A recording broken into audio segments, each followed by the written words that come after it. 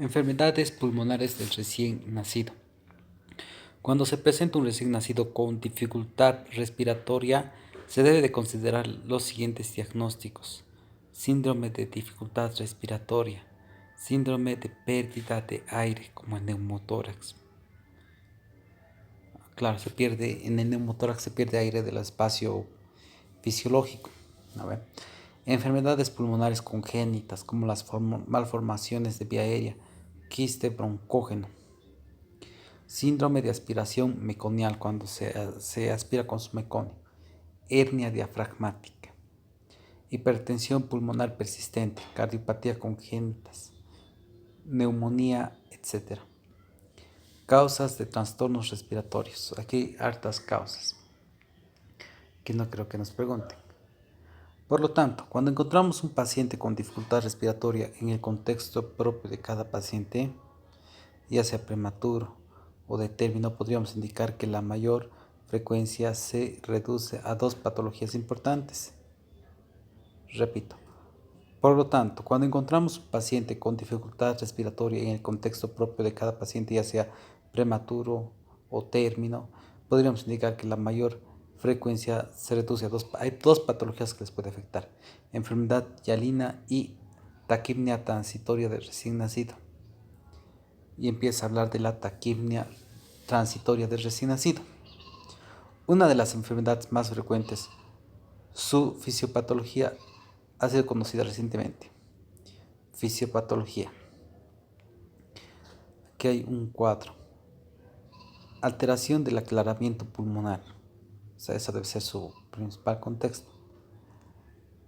Exceso de líquido pulmonar va a llevar a una disminución de la distensibilidad y una taquipnea compensatoria. Otro. Colapso bronquial. Va a interferir con la permeabilidad bronquial y el atrapamiento aéreo. O sea, todo se reduce a que no está pudiendo respirar bien y va a tener una taquipnea. Alteración de la ventilación de perfusión. No está perfundiendo bien, hay hipoxemia, poca cantidad de oxígeno en la sangre y por lo tanto va a seguir. Edema alveolar. El edema alveolar, o sea, hay una acumulación de espacio o de líquido en los espacios interalveolares. Y esto va a causar lógicamente una disminución de la ventilación, una hipercapnia porque se va a acumular gran cantidad de CO2 y esto va a causar taquipnea. Hace tiempo se consideraba que cuando el paciente pasaba por el canal de parto se producía una compresión antero-posterior del tórax, lo que producía una expresión de los pulmones y esto producía una expulsión a través de la vía aérea superior, a través de la boca del líquido contenido dentro de los pulmones. De ahí que el paciente nacido por cesárea o que tenía un trabajo de parto muy corto o peor aún, una cesárea sin trabajo de parto, la probabilidad de taquipnea transitoria de recién nacido ya sea mayor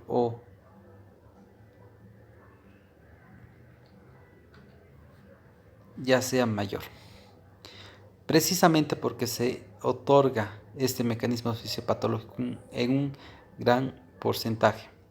Actualmente se ha determinado que la causa principal para la presentación de la taquipnea del recién nacido es la alteración del aclaramiento pulmonar, donde se encuentran cuatro características importantes.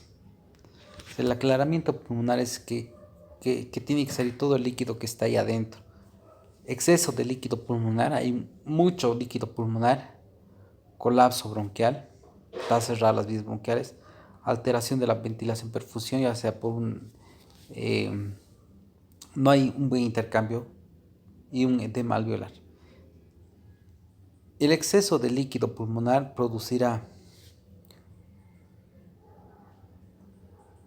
una disminución de la distensibilidad pulmonar, lo que lleva a una taquipnea compensatoria.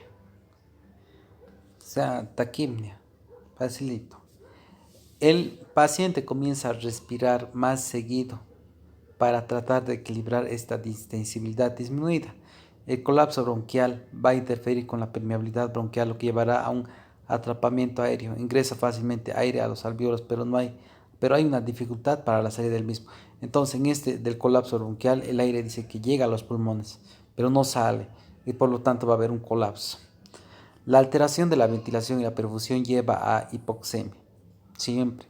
Hipoxemia, dificultad o disminución de oxígeno en la sangre, que puede ser determinada clínicamente con cianosis, es un signo muy importante, o más frecuentemente una alteración de la gasometría arterial, una presión arterial de oxígeno por debajo de 55 o 50 milímetros de mercurio.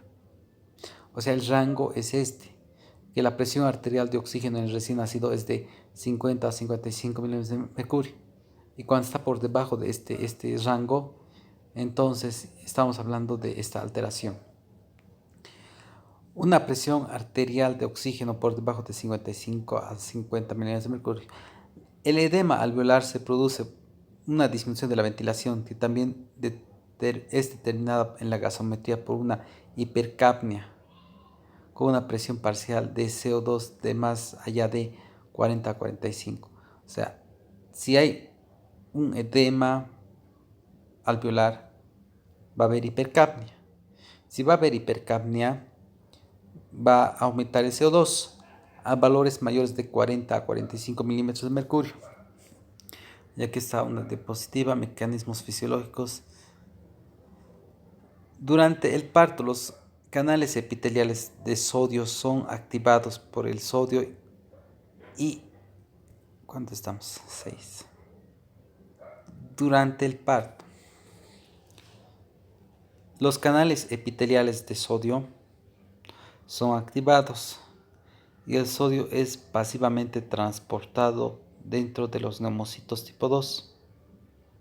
Luego el sodio se mueve activamente al intersticio pulmonar seguido por el movimiento de cloro y agua. La unión de sodio y cloro produce cloruro de sodio que tienen componentes osmóticos muy importantes que arrastra consigo el agua. El aclaramiento de este líquido dentro de los pulmones puede ser apoyado con los vasos sanguíneos linfáticos. Repito.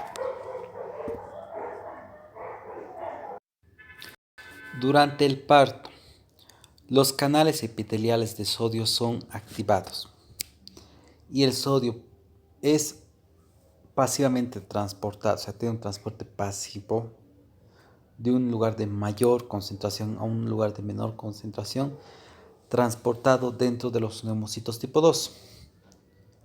O sea, entran a los neumocitos tipo 2. Luego, el sodio se mueve activamente en el intersticio pulmonar, seguido por el movimiento de cloruro y agua.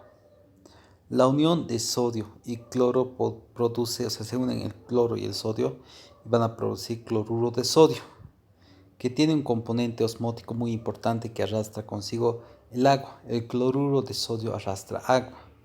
El aclaramiento de este líquido dentro de los pulmones puede ser apoyado con vasos sanguíneos y linfáticos. Clínica. Un recién nacido con dificultad respiratoria que aparece casi inmediatamente después del nacimiento o en las primeras 2 horas del mismo se va a caracterizar por 3 componentes. O sea, son los componentes de un recién nacido con dificultad respiratoria. Y puede aparecer esto inmediatamente o pasar 2 horas y recién aparecer. Tiene 3 componentes. Quejido. Se hace evidente inmediatamente después del nacimiento. Retracción. O sea, hay una retracción. Creo que esto le llaman, tiene otro nombrecito. Tiraje, ¿no? Tiraje costal. Retracción. Puede ser supraclavicular o intercostal. Cianosis o acrocianosis, que no desaparece inmediatamente la frecuencia respiratoria del recién nacido, sino más bien usando oxígeno adicional. O sea, esta cianosis no va a desaparecer por sí sola. Sí o sí necesitamos hacerla desaparecer con oxígeno adicional. Estas 3 condiciones son características clínicas de importancia del TTRN recién nacido. Esto debe ser, no sé qué será. A ver.